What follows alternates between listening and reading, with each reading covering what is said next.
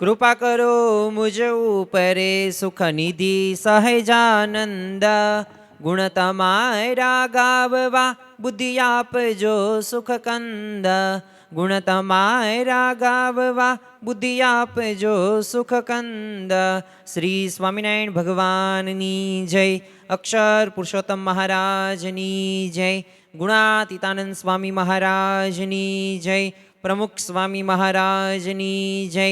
પ્રગટ ગુરુ હરિ મહંત સ્વામી મહારાજની જય. સુરત અક્ષરધામ મહોત્સવની જય. દરેક દિવ્ય હરિભક્તોને રવિ સભાના જય સ્વામી નારાયણ. આજના પ્રવચનનો મુખ્ય વિષય મૂળ અનાદિ અક્ષર મૂર્તિ એવા ગુણાતીતાનંદ સ્વામીની પ્રકરણ 2ની 101ની વાતનું આજે આપણે નિરૂપણ કરવાના છીએ.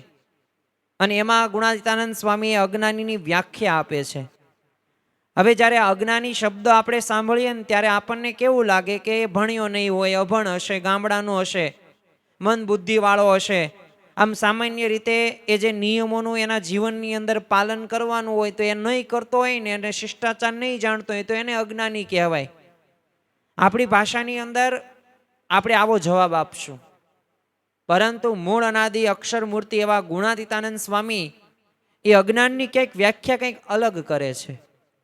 એ અજ્ઞાનની વ્યાખ્યા શું કરે છે તો આપણે એ સૌ પ્રથમ વાત સાંભળીએ અને ત્યારબાદ સમજવાનો પ્રયત્ન કરીએ કે અજ્ઞાન શું છે.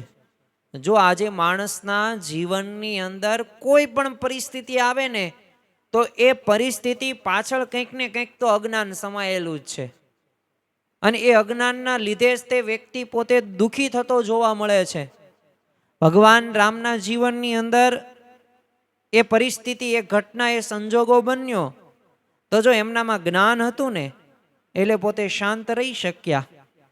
અને એટલે જ તે મર્યાદા પુરુષોત્તમ રામ એ રઘુકુલ રીત સદા ચલી આયે, પ્રાણ જાય પણ વચન ન જાય. એ જો જ્ઞાન હતું ને એટલે 14 વર્ષના વનવાસમાં તેઓ જાય છે. એ પાંડવોના જીવનની અંદર જ્ઞાન હતું એટલે પોતે જ્ઞાનથી એ શ્રી કૃષ્ણ ભગવાનની આજ્ઞાનું પાલન કરી શકતા હતા. એ નરસિંહ મહેતા હોય કે મીરાબાઈ હોય કે ભગવાન સ્વામિનારાયણ હોય કે ગુણાતીત ગુરુ પરંપરા હોય, એમના જીવનની અંદર સ્પષ્ટ આપણને જ્ઞાન એ જોવા મળે છે. અને આ જ્ઞાનથી જ તે એ પોતે સુખી રહી શક્યા છે.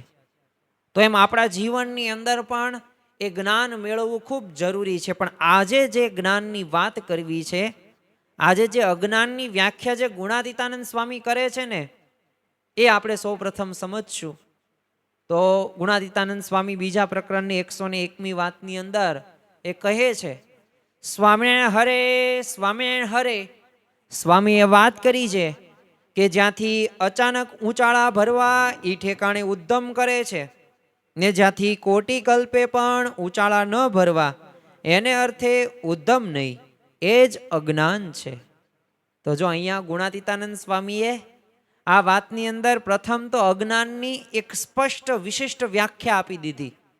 શરૂઆતમાં મેં તમને વાત કરી એમ કે તમને કોઈક અજ્ઞાનીની વ્યાખ્યા પૂછે તો આપણે તો શું કહીએ, એને કાંઈ ખબર નથી પડતી, એને કાંઈ લોક રિવાજ પણ કાંઈ ખબર નથી, એને શિષ્ટાચાર નથી આવડતો, એ ભણેલો ગણેલો નથી અને એને કંઈ આમ બુદ્ધિ જ નથી બળે, એને આપણે અજ્ઞાની કહી દઈએ. પણ જો ગુણાતીતાનંદ સ્વામીએ એને કોઈ નથી કીધું. જો સ્વાભાવિક રીતે લૌકિક દ્રષ્ટિવાળાને એ આપણે અજ્ઞાની આપણે કહી દઈએ જ, પણ જો પરલોકમાં જેની દ્રષ્ટિ પડી નથી ને એને પણ અજ્ઞાની કહીએ જ કહેવાય છે ને. એ ગુણાતીતાનંદ સ્વામી આ વાતની અંદર કહ્યું. અને ખરેખર આ વાતનું જ્યારે આપણે પોસ્ટમોર્ટમ કરીએ ને ત્યારે પણ આપણને ખ્યાલ આવે કે ખરેખર આપણા જીવનની અંદર આ બધી પરિસ્થિતિમાંથી આપણે પસાર થઈએ છીએ. અને જો જ્યાં સુધી એ જ્ઞાન આપણે પ્રાપ્ત નહીં કરીએ ને ત્યાં સુધી આપણને સુખ શાંતિ મળવાની નથી.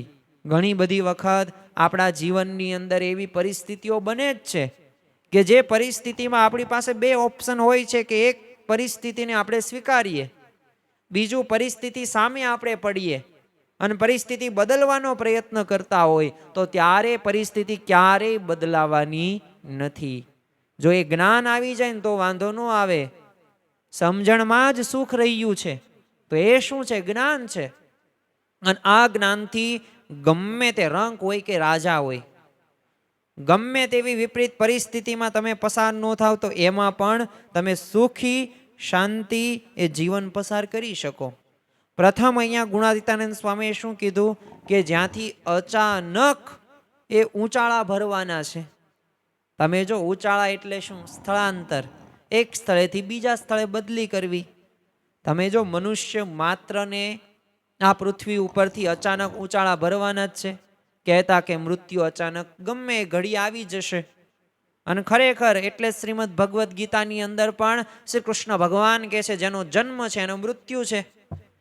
અને આપણો જન્મ થયો છે, આપણી ભલે યુવાન હોય, આપણે ભલે ગૃહસ્થ જીવનની અંદર હોય, આપણે ભલે વૃદ્ધ હોય, પણ મૃત્યુ તો આવવાનું જ છે.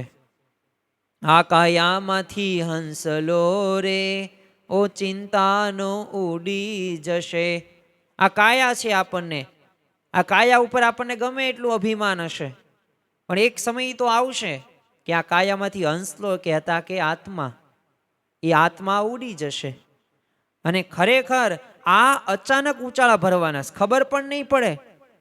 કોઈક નાના બાળકનો જન્મ થાય છે, કેન્સર 20-22 વર્ષની ઉંમરે આવી જાય છે, મૃત્યુ થાય છે. કોઈક યુવતી 35 વર્ષે એ પોતે શાંતિથી સ્કૂટી લઈને પોતે એક ગામથી બીજે ગામ જતી હતી, સામે કોઈક ટ્રક વાળાએ એને ભટકાડી અને એ યુવતીનું મૃત્યુ થઈ જાય છે. આવી પરિસ્થિતિ દરરોજ બને છે. આજે દુનિયાની અંદર 800 કરોડની વસ્તી છે, 8 અબજની. દરરોજ 1.5 લાખ વ્યક્તિઓ મરે છે. મૃત્યુ થાય જ છે અને મૃત્યુ નિશ્ચિત છે. ભગવાન રામ હોય, ભગવાન સ્વામિનારાયણ હોય કે શ્રી કૃષ્ણ ભગવાન હોય કે જે સંત મહાત્માઓને આપણે ઓળખીએ છીએ, એ દરેકનું મૃત્યુ થયું છે.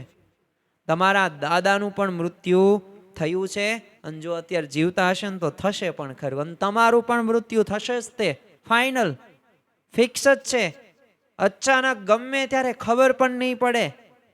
એટલે જ તે બ્રહ્માનંદ સ્વામી કહે છે, પાની કેરા બુદબુદા અસમાનુષ્કી જાત, દેખત હી મીટ જાયેગા જયું તારા પ્રભાત. એ સવારે જેમ સૂર્ય ઉગે ને અને તારામાં અલોપ થઈ જાય, એમ પાણીના પરપોટા જેવો દેહ ગમે એ ક્ષણે ગમે તે ઘડીએ પડી જશે. એટલે જ તે કવિ નારાયણદાસ પણ લખે છે, જન્મા ત્યાંથી જરૂરે જાણો, મરવાનું છે માથેજી, આવ્યા ત્યારે શું લાવ્યા ને શું લઈ જાશો સાથેજી. જન્મ્યા ત્યાંથી જરૂર જાણજો, મરવાનું છે માથેજી, આવ્યા ત્યારે શું લાવ્યા ને શું લઈ જાશો સાથેજી. આપણા ધર્મપત્નીનું કે આપણા માતા પિતાનું કે ધન કે સંપત્તિ કે પૈસા કે સંબંધોનું જે આપણને અભિમાન છે ને, એ આજે ભલે છે પણ આવતીકાલે નહીં પણ હોય. અરે ગમે એટલા સંબંધોની જાળવણી કરશો, ગમે એટલું એ તમે જગ્યાએ ઊભા રહેશો, મદદ કરશો, પણ આજે છે આવતીકાલે નથી. એ તમારું આત્માનું કલ્યાણ કેટલું થયું, તો આ નિત્ય એક અંતરદ્રષ્ટિ કરવાની વાત છે. આજે આમ તો આપણે ઘણા બધા કાર્યો કરતા હોઈએ છીએ, સંબંધોના સચવાય એના માટે ઘણા ઉપાયો કરીએ છીએ, પારિવારિક એકતા માટે પણ આપણે પ્રયત્નો કરતા. અરે ધંધાકીય લૌકિક ક્ષેત્રની અંદર આગળ વધવા માટે આજે માણસ રાત દિવસ પોતે દોડે છે. નથી રાત જોતો, નથી દિવસ જોતો, નથી તડકો જોતો, નથી ટાઢ જોતો, નથી વરસાદ જોતો. આવી પરિસ્થિતિની અંદર માણસ આજે દોડે છે, ભાગે છે, પણ કઈ દિશાની અંદર દોડે છે? શું સાચી દિશાની અંદર દોડે છે? તો એ થોડીક અંતરદ્રષ્ટિ કરવાનો વિષય છે. એક છે ને પ્લેન અમદાવાદથી એ અમેરિકા જતું હતું. ઘણા બધા મુસાફરો એમાં ઉપસ્થિત હતા, 40-50 જેટલા મુસાફરો હતા, પાયલોટ, કો પાયલોટ, અને બધા પ્લેનની અંદર જે અમુક એર હોસ્ટેસ હોય એ પોતે બધાને સારભાર સંભાળ લે. બન્યું એવું કે 15-20 મિનિટ થઈ, બહુ ઊંચાઈ ઉપર પ્લેન જતું હતું.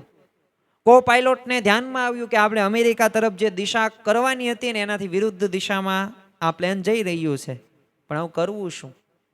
હવે અડધી પોણી કલાક આ ફ્લાઇટ જે અમેરિકા પહોંચવાનું છે, એ લેટ થશે. અને આ જે પ્લેનની અંદર બેઠા છે એમાં કોઈક ઉદ્યોગપતિ છે, કોઈક નોકરિયાત છે, કોઈક બિઝનેસમેન છે, તો કંઈક તો કરવું પડશે. એટલે કો પાયલોટ પોતે પાયલોટને કહે છે કંઈ વાંધો નહીં, હું પરિસ્થિતિને હેન્ડલ કરી નાખું. કો પાયલોટ આવે છે પ્લેનના અંદર અને વાત કરે છે, મારે તમને આજ 2 ન્યૂઝ દેવા છે. બધાય તે અમુક નાસ્તો કરતા હતા, અમુક સોડા પીતા હતા. તરત તે એમ એકાગ્ર ચિત્તે કો પાયલોટ સામે જોવે છે. અને કો પાયલોટ, કારણ કે ન્યૂઝ માણસને જાણવાની બહુ ઈચ્છા છે આજે. કયા ઘરમાં શું ચાલે છે ને એ બધું એને જાણી લેવું છે. જાણવાનું આપણે મૂકતા જ નથી, એટલી જાણવાની વૃત્તિ છે, પણ જે જાણવાનું છે એ સાઈડમાં રહી જાય. જે આત્માને ઓળખવાનો છે એ સાચું સ્વરૂપ તો એ ઓળખાતું નથી. અને ગામનું જ્યાં ત્યાંનું જેવું તેવું સાંભળીએ, જોઈએ, કહીએ. અને આ માણસની એક પ્રકૃતિ રહીને એ સ્વભાવના લીધે જ તે ભગવાન સુધી પોતે પહોંચી શકતો નથી, ભગવાનનો એ આનંદ પણ લઈ શકતો નથી. કો પાયલોટે કીધું ન્યૂઝની વાત, તરત તે એકાગ્ર ચિત્તે બધા શાંત, નાસ્તો બંધ, અને તરત જોવા લાગ્યા, હે ન્યૂઝ આપશે, કંઈક તો ન્યૂઝ આપશે. કો પાયલોટ કે શાંતિ રાખો, મારી પાસે 2 ન્યૂઝ છે, પેલા સાંભળો તો ખરી. એક ગુડ ન્યૂઝ છે અને એક બેડ ન્યૂઝ છે. બોલો તમારે પ્રથમ કયા ન્યૂઝ સાંભળવા? સ્વાભાવિક છે બધાય સારા જ સાંભળે. બધાય તે મુસાફરો હતા, બિઝનેસમેન, ધંધાકીય, છોકરા, બાળકોથી ને વૃદ્ધ સુધી બધાય કે અમારે ગુડ ન્યૂઝ સાંભળવા, સારા સમાચાર પેલા કહો. કો પાયલોટે કીધું કે આપણે 8000 ફીટની ઊંચાઈએ આપણું પ્લેન ગતિ કરી રહ્યું છે. આજુબાજુ વાતાવરણ શાંત છે. અને એટલું જ નહીં, આપણે જે ઝડપીએ જઈએ છીએ ને એની ઝડપ તો અદ્ભુત છે. આજથી ભૂતકાળની અંદર એવી ઝડપ આ પ્લેનની ક્યારેય હતી જ નહીં. એવી ઝડપે આપણું પ્લેન ગતિ કરી રહ્યું છે. બધા આનંદિત થઈ ગયા, બધા રાજી થઈ ગયા કે વાહ, શું વાત છે, શું પાયલોટે ગુડ ન્યૂઝ આપ્યા. પછી તો એ પોતાનો નાસ્તો કરવા લાગ્યા. તો કો પાયલોટ કે હવે 2 ન્યૂઝ તો સાંભળો. એ કે ના ના એ નથી સાંભળવા. એ કે મેં પહેલા તમને કહ્યું હતું ન્યૂઝ તમારે બંને સાંભળવાના છે. પછી 2 ન્યૂઝની વાત થઈ અને 2 ન્યૂઝમાં કો પાયલોટ બોલે છે કે આપણે પ્લેન 8000 ફીટ ઊંચાઈ ઉપર તો ગતિ કરી રહ્યું છે, ગતિ પણ બહુ સારી છે, આજુબાજુ વાતાવરણ પણ શાંત છે, પણ આપણે અમેરિકાની છે ને વિરુદ્ધ દિશામાં આપણું પ્લેન ગતિ કરી રહ્યું છે. અને બધાય જે આનંદિત હતા ને બધાય નિરાશ થઈ જાય છે. ખરેખર આપણા જીવનની અંદર પણ આવું જ છે. ધન સંપત્તિ, પૈસા કે આવડત કે માન મોટપ કે દૈહિક સુખ માટે કે સંબંધો માટે જે આપણે આમથી આમ ભાગીએ છીએ ને, પણ વાસ્તવમાં એ આપણો સાચો ધ્યેય નથી, એ આપણી સાચી દિશા નથી. ભલે ધન સંપત્તિમાં આપણને ગમે છે, આનંદ આવે છે, વાહ આટલા બધા પૈસા મળી ગયા, આટલા બધા સંબંધો સચવાઈ ગયા, પણ જે ધ્યેય સુધી, જે દિશામાં આપણે ગતિ કરવાની છે ને વિરુદ્ધ દિશામાં ગતિ કરી રહ્યા છીએ. અને આના લીધે જ તે આપણને સાચું એ સુખનું સરનામું નથી મળતું અને સાચી જગ્યા ઉપર એ આપણે દોડી નથી શકતા, ત્યાં પહોંચી નથી શકતા, ત્યાં પહોંચી નથી શકતા, એટલે જ તે શાંતિનો આપણે અનુભવ નથી કરી શકતા. એટલે આ વિચાર કરવાનું છે. એટલે ગુણાતીતાનંદ સ્વામી કહે છે કે જ્યાંથી અચાનક ઊંચાળા ભરવાના છે, અચાનક ઊંચાળા ભરવાના જ છે. ક્યારે બિસરા પોતલા એમનામ રહેશે ને ખબર નહીં પડે. ગમે એટલું ભેગું કર્યું હશે ને, 100ની અણી જેટલું પણ એ તમે સાથે નહીં લઈ જઈ શકો. એ તમારા પત્ની સાથે તમે ગમે એટલો પ્રેમ કરતા હશો, ગમે એટલા સાચવતા હશો, પણ તમારા ધર્મ પત્ની એ તમારી સાથે નહીં આવે. કારણ કે ભગવાને એ અલગ અલગ સ્ટેશન ગોઠવેલા છે અને અલગ અલગ જગ્યાએ એ પોતપોતાને ઉતરવાનું છે. બધાય તે કર્મના એ સંબંધીઓ છે.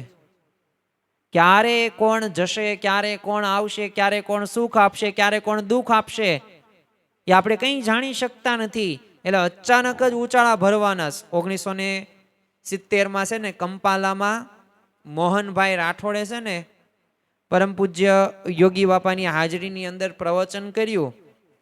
અને પ્રવચન કરીને બેઠા ને અમને હૃદય રોગનો એમને હુમલો આવ્યો અને તત્કાળ ધામમાં ગયા. તો જો કાળનો પંજોરોની અચાનક વાગશે અને ગમે ઘડીએ દેહ પડી જશે, એટલે જ પ્રેમાનંદ સ્વામી પણ કહે છે ને, ચપેટા કાળકા એસા જપેટા બાજકા જેસા. એ ક્યારે ઝપાટામાં આવી જાય ને એ ખબર પણ નહીં પડે. એ બાજ પક્ષી હોય ને એ આમ પોતાના શિકારને આમ ક્ષણમાં ઝડપથી આમ હડપ કરી જાય, એમ કાળ આપણને ગમે તે ઘડીએ હડપ કરી જશે. એટલે જ ગુણાતીતાનંદ સ્વામી કહે છે કે અચાનક જ્યાં ઉચાળા ભરવાના. હવે ત્યાં અચાનક જે ઉચાળા ભરવાના, તો એ ઠેકાણે આપણે શું કરીએ છીએ? ઉદ્ધમ કરીએ છીએ, મહેનત કરીએ છીએ, પુરુષાર્થ કરીએ છીએ. અરે જે દેહ કે દેહના સગા સંબંધી કે પદાર્થ એ દેહ પડી જાય ને, બધું મિથ્યા અને નાશવંત બની જવાના. એને અર્થે જીવ પ્રાણી માત્ર આજે તમે જો સવારથી રાત સુધી દોડધામ કરે છે. પૈસા અમુક કમાવા માટે પ્રયત્નો કરે છે, અમુક વિષય ભોગવવા માટે, દેહનું લાલન પાલન પોષણ કરવા માટે. બધી પ્રવૃત્તિઓનું એ મૂળ કારણ આ બધું ગણી શકાય છે, આપણી દોડધામ. એટલે જ તે જો પ્રમુખ સ્વામી મહારાજ કહેતા કે જેમ ટાયર ઘસાઈ જાય ને પછી ફરીથી આંકા પડાવીને એ રીટાયર કરે છે, એમ ઘરડાઓને સરકારે રીટાયર કર્યા હોય ને તોય પાછા કામ ધંધો તો શોધી જ કાઢે. પણ ખરેખર વાસ્તવમાં એ 51 એનો શબ્દ જ અર્થ એ થાય છે કે હવે આપણે આ બધું ભોગવ્યું, ભોગવ્યા છે, ખાધ્યું પીધ્યું, બધું મોજ મજા કરી છે. હવે આપણે ભગવાન બાજુ વળીએ, આપણે ભગવાનની જેટલી સેવા થાય એટલે કરીએ. પણ એ આપણે સ્વાભાવિક રીતે એ અંતરદ્રષ્ટિ નથી કરતા, અને એટલે જ તે આપણા જીવનની અંદર જે શાંતિનો અનુભવ થવો પડે, જે આનંદમાં આપણે રહેવાનું છે, રહી નથી શકતા. ગુણાતીતાનંદ સ્વામી પોતે કહે છે જીવને આ લોકનો છે ને ફેર ચડી ગયો છે. બે મિત્રો હોય ને, એકબીજાના હાથ પકડે ને ગોળ ગોળ આમ પોતે ઘૂમે, પછી 1 મિનિટ થાય ને પછી હાથ મૂકે ને એટલે ફેર ચડી જાય. પછી એને બધું ધૂંધળું દેખાવા મળે, પડી જાય અમુક લોકો.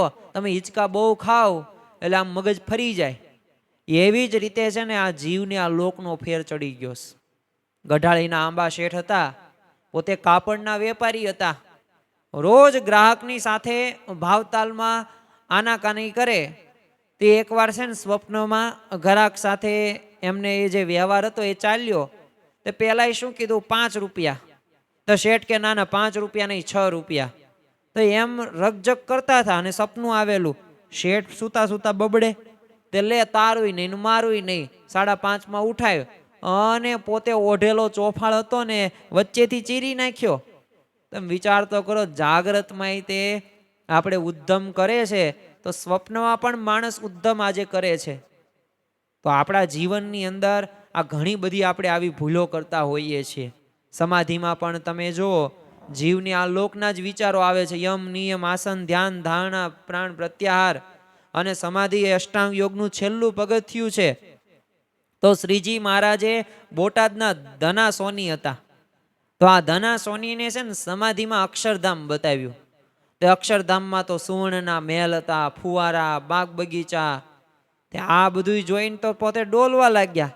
તે સોનાની ઈંટો જોઈ. તે આ ધના સોનીને થોડુંક મન લલચાણ્યું એટલે એક ઈંટ પકડીને છે ને ખેંચવા લાગ્યા. એટલે તમે વિચાર તો કરો, જીવને ત્રણેય અવસ્થાની અંદર આ લોક અને વ્યવહારના જ વિચારો આવે છે ને એવી જ પ્રવૃત્તિ કરે છે. એટલે અહીંયા જો આપણે ઉદ્ધમ બહુ કરીએ છીએ, સૌ એક સાથે ભૂલા પડ્યા. આ પંથ ભૂલેલાઓને ગુણાતીતાનંદ સ્વામી આ વાતની અંદર એક સુખની સાચી દિશા આપે છે. જો ખોટા રસ્તે તમે દોડવાથી એ જાંજવાના જળ જેવા અનુભવની એ વાત જ તે બધાય કરે છે. એ ગમે તે મહાન વ્યક્તિ હોય, સત્તા હોય, પૈસા હોય, સંપત્તિ હોય, પણ એમના જીવનની અંદર જોઈએ ને તો સુખ ન હોય.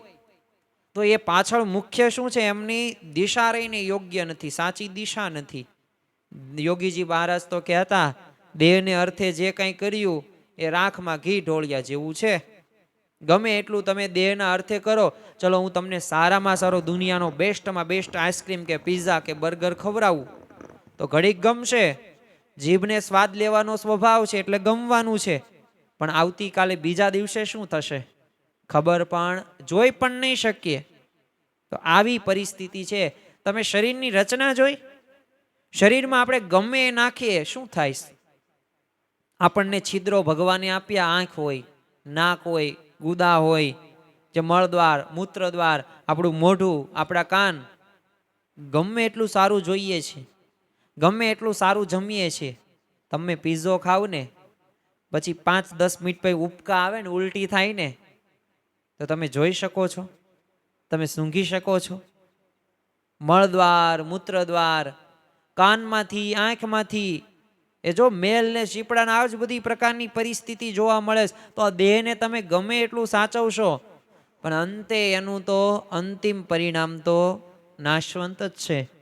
એટલે આ દેહ રહ્યો ને એ નાશવંત છે, દેહના સંબંધી રહ્યા ને એ નાશવંત છે. એટલે આપણા જીવનની અંદર આ નાશવંતપણાનો વિચાર આપણે કરવાનો. ગમે એટલો ઉદ્યમ કરીશું, ગમે એટલા લેવલ ઉપર આપણે જશું, પણ અંતે તો એ બસ એ મૃગ જળ હોય, ઝાંઝવાનું જળ હોય ને એવો જ અનુભવ થવાનો છે. એ વાસ્તવમાં ત્યાં સુખ આપણને મળવાનું નથી. કાં સંત પાસે, કાં ભગવાન પાસે, એના ચરણોની અંદર એ જ આપણને સુખ સાચું પ્રાપ્ત થવાનું છે. બાકી આ લોકની અંદર વૈભવ હોય કે પ્રાપ્તિ કે દેહના સગા સંબંધી કે વિષયો રહ્યા ને, બધુંય તુચ્છ છે ને મિથ્યા જ છે. એટલે જ તે જગદીશાનંદ પણ કહે છે પોતે, પસ્તાવો લેશ પામે નહીં રે, ઉપર નહીં અફસોસ, અવિચળ જાણી મંડ્યો રહે, ઉર એ જ આલોચ. એટલે આપણા જીવનની અંદર આ વાત આપણે ધ્યાનમાં રાખવાની છે. બીજું એક વાત, આ ગુણાતીતાનંદ સ્વામી આ વાતની અંદર એવું પણ કહ્યું કે જ્યાંથી કોટી કલ્પે ઉચાળા ભરવાના નથી. સ્વાભાવિક રીતે કોટી કલ્પે ઉચાળા ભરવાના નથી એટલે શું? તો પેલા તો એ ખબર પડે કે આ એક કલ્પ એટલે શું. તો એક કલ્પ એટલે મનુષ્યના 4 અબજ અને 32 કરોડ વર્ષ થાય ત્યારે એક કલ્પ થાય. તો ગુણાતીતાનંદ સ્વામી શું કહે? કોટી કલ્પ.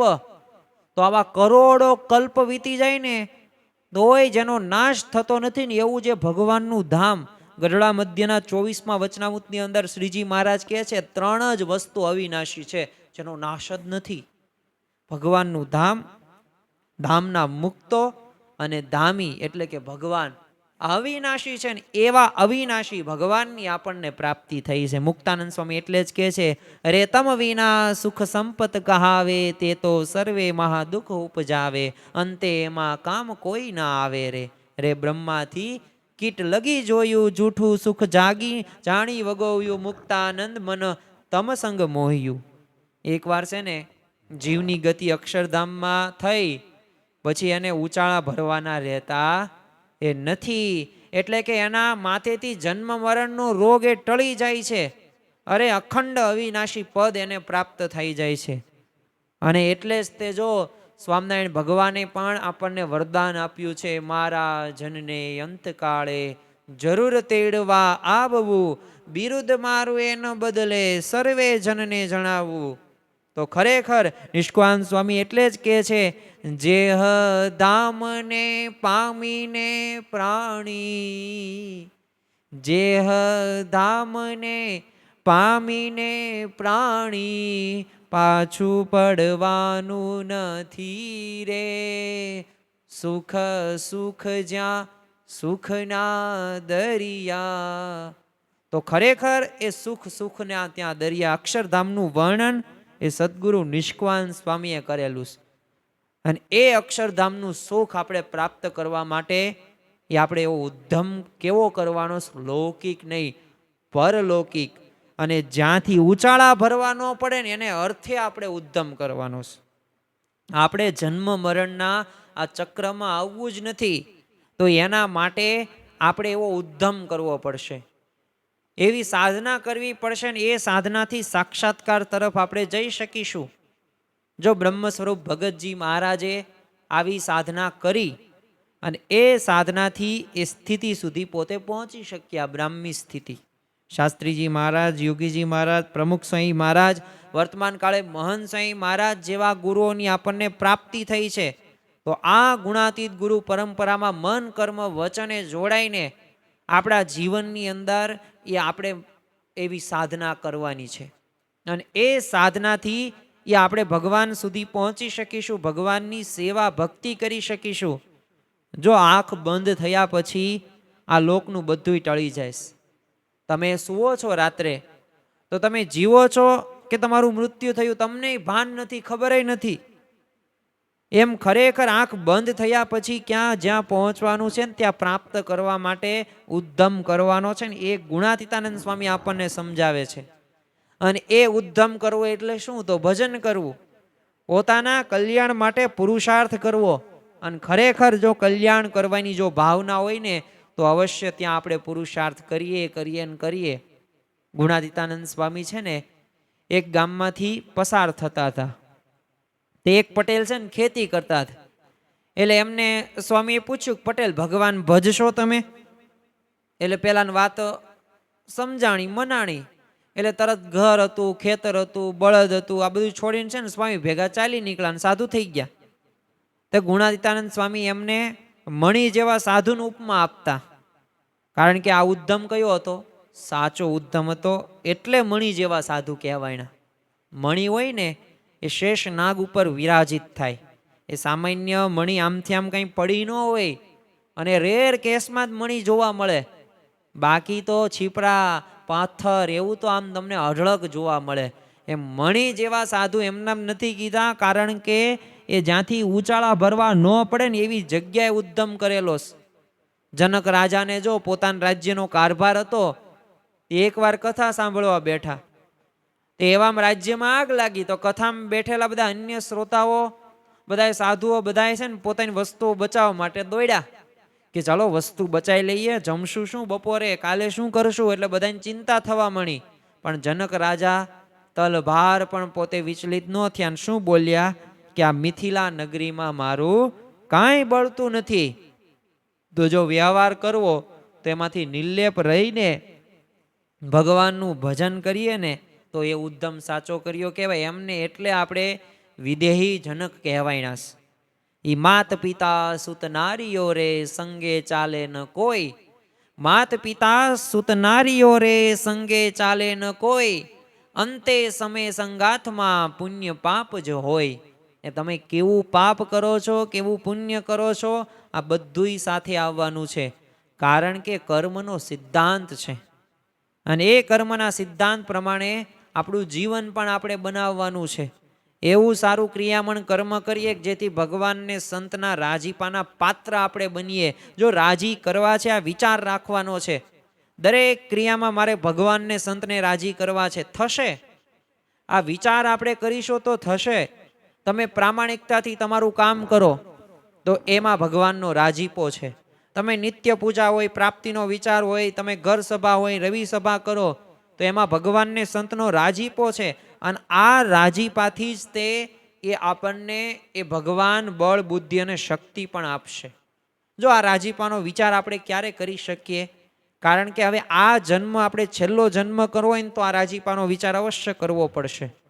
એક તો ક્રિયા પૂર્વે રાજીપાનો વિચાર કરવાનો છે કે હું જે આ ક્રિયા કરવાનો છે તેમાં ભગવાનને સંત રાજી થશે. પછી ક્રિયા દરમિયાન રાજીપાનો વિચાર કરવાનો કે હું આ જે ક્રિયા કરી રહ્યો છું તેમાં ભગવાનને સંત રાજી થાય છે. અને ક્રિયા પૂરી થઈ ગયા બાદ પણ એ રાજીપાનો વિચાર કરવાનો છે કે મેં જે આ ક્રિયા પૂર્ણ કરી તેમાં ભગવાનને સંતનો રાજીપો મળ્યો તો છે ને. તો જો આવો વિચાર આપણે દરેક ક્રિયામાં કરીશું ને તો અવશ્ય આપણે ભગવાનને સંતના ગમતા થઈશું. અને રાજીપાનું મૂલ્ય ક્યારેય આંકી શકાતું નથી. એ રાજીપાનો વિચાર કરીએ અને રાજીપો મળી જાય ને એટલે એ અક્ષરધામ જ તે પાક્કું છે. તમે જો ભગતજી મહારાજને આ વાત સમજાઈ ગઈ હતી, એટલે ભગવાનના ધામની પ્રાપ્તિ બીજી કોઈ મોટી વાત નહોતી. એમને અર્થે બસ એમને સર્વસ્વ કુરબાન કરી દીધું. ગુણાતીતાનંદ સ્વામીના વચને ઘર બાર છોડીને 3.5 વર્ષ સુધી એમને સતત પુરુષાર્થ કર્યો, એવી સાધના કરી.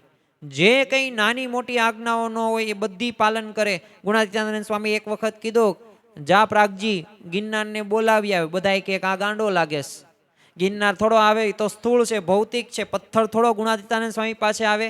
તો એ પ્રાગજી ભક્તે શું કીધું, જો ગુણાતીતાનંદ સ્વામી આજ્ઞા કરી છે એટલે હું જાશ, ત્યાં હાથ અડાડીશ, હું એને કહીશ કે તને ગુણાતીતાનંદ સ્વામી બોલાવેશ, પછી જો એને આવવું હોય તો આવે, નકર કાંઈ નહીં. તો પોતે જાય છે, આજ્ઞાનું પાલન કર્યું. બાકી બુદ્ધિ તો હતી જ તે, છતાં પણ જો બુદ્ધિને તાળા મારી દીધા. એટલે યોગી બાપા કહેતા, સમાગમ કરવા માટે જઈએ ને ત્યારે બુદ્ધિને તાળા મારીને આવવું, આપણા બીબા ઘરે મૂકીને આવવું. કેમ? તો એ વાત આપણને સમજાય. એક વખત ગુણાતીતાનંદ સ્વામી કીધું, પ્રાગજી 50, 60, 70 પાવડા અને કોદાળીઓ બધું લેતાય અને તગારા લેતાય, તોય પ્રાગજી ભક્તે ના ન પાડી. હવે મંદિર હતું, હવે એટલું બધું કઈ શિખરબદ્ધ કઈ મંદિર પણ નહોતું મુખ્ય ગણી શકાય કે એટલા બધા હોય, એટલા બધા હરિભક્તો સંતોય નહોતા, તોય તે જેટલા તાવડા પગાર હતું બધું લઈને આવે છે. અને પ્રાગજી ભક્તે ગુણાતીતાનંદ સ્વામી કીધું, ગલો આટલું જ છે, બીજું નથી. પણ જો એમને સંશય ન કર્યો, શંકા ન કરી, આંબાવાડીએ હતા, ગયા હતા, ત્યારે ગુણાતીતાનંદ સ્વામી ખાલી એટલું જ બોલ્યા, આંબા સુકાય છે. પ્રાગજી ભક્ત સમજી ગયા. તમે વિચાર કરો, 300 આંબાને 4 દેગડા પાણી પાયું. તો ત્યારે કઈ નોઝલની કે મોટરની કઈ વ્યવસ્થા નહોતી. એ કૂવામાં તળાવમાં પાણી લાવે, ઘડા ભરી ભરીને, દેગડા ભરી ભરીને, અને પોતે એ આંબાને પાણી પાયું. તો જો મરજી સમજી ગયા, ચૂલો કાલવવાની સેવા બધાય ભક્તો ભાગતા હતા. પણ જો પ્રાગજી ભક્તે કીધું, ગુણાતીતાનંદ સ્વામીની આજ્ઞાનું પાલન કર્યું, મરેલા કૂતરાને એમને એ ત્યાંથી ખસેડ્યું. તો જો આ પ્રકારની પરિસ્થિતિ એ એમને સામનો કર્યો છે. ગુણાતીતાનંદ સ્વામીએ કીધું કે હું તને 60,000 રૂપિયા આપું, ભજન ભક્તિ કરજે, મોક્ષ થઈ જશે, અક્ષરધામ મળશે તમતાર. ત્યારે પ્રાગજી ભક્તે શું કીધું, મોટા એવી કોઈ કલમ નથી લખી કે આમાં તે એ આ સુખ છે ધન કે સંપત્તિની અંદર. તો જો એક જ વિચાર, બસ મારે ગુણાતીતાનંદ સ્વામીને રાજી કરવા છે, તો એક વિચાર હતો એટલે જો રાજી કરી થઈ ગયા. અને શું પાછું માગ્યું, ભગવાનનું ઘર બતાવો અને ત્યાં નિવાસ કરાવે, જ્યાંથી ક્યારેય ઉચાળા ભરવા ન પડે, આવી એમની ભાવના હતી. એટલે આપણે સૌ કોઈએ ભગતજી મહારાજ જેવું બનવાનું છે. અને ઉત્તમ સાધકમાં આપણે ગણી શકીએ એ ભગતજી મહારાજનું નામ પ્રથમ આવે. તમે જો ભાદરાથી શ્રીજી મહારાજે 18 જણને કાગળ લખીને જણાવેલું કે આ પત્ર મળે ને એટલે તરત તે તમે ઘર બાર છોડીને રામદાસ સ્વામી પાસે દીક્ષા લઈને ત્યાગી થાવ. હવે આ 18 જણા છે ને મોટા મોટા ગ્રાસદાર હતા, છતાંય ઘર બાર છોડીને નીકળી ગયા. અને આ ઉદ્ધમ જો એ સાચો હતો, કારણ કે ખબર હતી કે કોની આજ્ઞા છે, તો ભગવાનની આજ્ઞા છે. એમની આજ્ઞામાં ક્યારેય તે આપણે વિલંબ કરાય નહીં. અગતરાયના પર્વતભાઈ હતા, કાગળ લખ્યો તો તમે એનો પુત્ર એકનો એક છોકરો હતો, ધામમાં ગયો તો પોતે અંતિમ વિધિમાં નથી રહેતા અને બસ જાય છે મહારાજનો સમાગમ કરવા માટે. તો જો આવી સમજણ ક્યાંથી આવે, એમને નક્કી થઈ ગયું હતું કલ્યાણ અહીંયા છે અને ગમે તેમ થઈ જાય, અહીંયા જ પુરુષાર્થ, અહીંયા જ સાધના કરવી છે. શ્રીજી મહારાજે ગૃહસ્થમાં પણ આવા ઘણા બધા ઉદ્ધમ વાળાને શું કીધા, મોટેરા ગણાવ્યા. ગઢડા મધ્યનું 61મું વચનામૃત વાંચો તો એની અંદર શ્રીજી મહારાજ કહે છે, જે ઘડીએ પોતાના ઈષ્ટદેવ આજ્ઞા કરે, જે તું પરમહંસ થા તો તત્કાળ પરમહંસ થાય, એવા જેના લક્ષણ હોય ને એ હરિભક્ત સર્વમાં મોટેરો જાણવો. તો કારણ કે એને કાંઈ રાગ દ્વેષ કે પંચ વિષયો પ્રત્યેની આસક્તિ કે લોકની અંદર એના માતા હોય કે પિતા હોય કે ભાઈ હોય કે બહેન હોય કે ધર્મપત્ની હોય, એમને પ્રત્યે એટલા બધા પોતે આસક્ત થયા જ નથી, અનાસક્ત છે. પંચ વિષયો પ્રત્યે અનાસક્ત છે, સગા સંબંધીઓ પ્રત્યે અનાસક્ત છે, ને એવા વિચાર સાથે એ પોતે આગળ વધે છે. તો આપણા જીવનની અંદર આવો વિચાર આપણે રાખવાનો. જો આ સ્થિતિ સુધી આપણે પહોંચવાનું જ છે. આજની આ રવિ સભા પ્રવચનની અંદર આપણે જો જ્ઞાની થવું હોય ને તો ગુણાતીતાનંદ સ્વામીની એ વાતને આપણા હૃદયની અંદર આપણે આત્મસાત કરવાની છે. આપણે અજ્ઞાની નથી થવું, આપણે જ્ઞાની થવું. બોટાદના શિવલાલ શેઠ હતા, પોતે જો જ્ઞાની કહેવાયના. શા માટે? સાંખ્ય વિચાર જોરદાર, ધ્યાન જોરદાર, ત્રણેય અવસ્થા અંદર ભગવાનને પોતે માનસી પૂજા કરે, 3-3 કલાક તો ચાલે. ભગવાન એ પૂજામાં દર્શન આપવા માટે આવે અને ભગવાનના દર્શન કરવા માટે એ ઘણા સંતોને ભક્તો એ શિવલાલ શેઠ જ્યારે પૂજા કરે ને ત્યારે એ પોતે દર્શન માટે આવતા હતા. તો જો નિત્ય પોતે 33-34 વર્ષની ઉંમરે પોતે અક્ષરધામમાં પોતે ગયા, પણ એ 9 લાખના પોતે આસામી હતા. ભગવાનને અવશ્ય સાથે રાખતા, માળા પુસ્તક એમના પાસે જ હોય, શાસ્ત્ર વાંચન કરે, સમય મળે ત્યારે. સમય વેડફવાનો જ નહીં. તો જો આવી જો સમજણ હોય ને તો અવશ્ય એનું કલ્યાણ થાય. કારણ કે એનો પ્રયત્ન, એનો પુરુષાર્થ અને એ જે કર્મ કરે છે ને ભગવાન જોવે જ છે. જો ભગવાન કણે કણની અંદર હોય તો આપણે આત્મામાં પણ ભગવાન છે અને દરેક ક્રિયાઓ આપણી જોવે જ છે. એટલે આ એક વાત આપણે ધ્યાનમાં રાખવાની છે. અને આપણા માટે સાચો ઉદ્યમ એટલે શું, કેવી રીતે કરવાનો, તો નિત્ય આપણે સાંખ્ય વિચાર કરવાનો છે. આમ તો અખંડ સુખી રહેવા માટેના 6 વિચારો છે. એ પ્રાપ્તિનો વિચાર હોય, મહિમાનો વિચાર હોય, સાંખ્ય વિચાર હોય, કરતા હર્તાપણાનો વિચાર હોય, આત્મવિચાર હોય. તો આવી રીતના જે 6 વિચારો છે ને, એ 6 વિચારોમાંનો આ સાંખ્ય વિચાર છે કે હું 24 કલાકમાં જે પ્રવૃત્તિ દેહ કે સગા સંબંધીઓ માટે કરું છું એ બધુંય નાશવંત છે. અંતે એનું ફળ ઝાંઝવાના જળ જેવું જ છે. એટલે જે જરૂર પૂરતી જ આપણે પ્રવૃત્તિ કરવાની છે, તે મય થઈ જવાનું નથી. જો તન્મય એમાં થઈ જશું ને તો ભગવાનમાં તન્મય નહીં થઈએ. પ્રહલાદ હોય કે મીરાબાઈ હોય કે નરસિંહ મહેતા હોય, જલારામ બાપા હોય, એ ભગવાનમાં તન્મય થઈ ગયા હતા ને એટલે ભગવાનને પોતે પામી શક્યા હતા. આપણી ગુણાતીત ગુરુ પરંપરા ભગવાનમાં અને ગુરુમાં એ પોતે તન્મય થઈ ગઈ હતી એટલે એમની આજ્ઞા રહી ને એ જ એમનું જીવન હતું, એ જ એમની ભાવના હતી.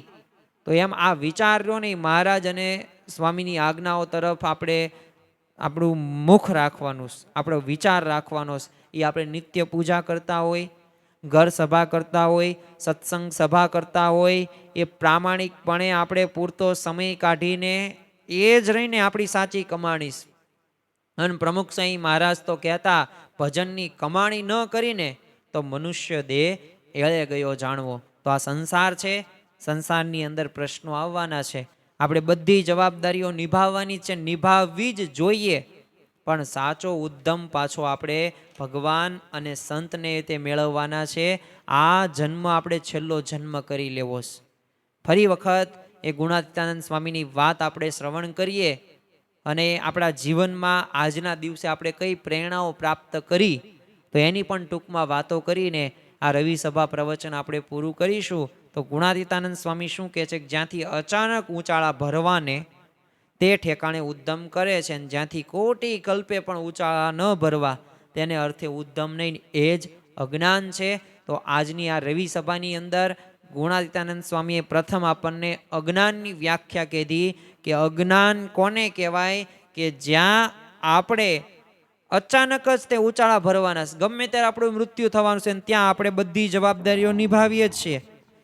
ત્યાં આપણે જો દરેક સંબંધો સાચવીએ છીએ, દરેકનું સાચવીએ છીએ, દરેક જવાબદારી સારી રીતે નિભાવીએ છીએ. પણ ફરી વખત એ જન્મ મરણ તો થવાનું જ છે આપણું.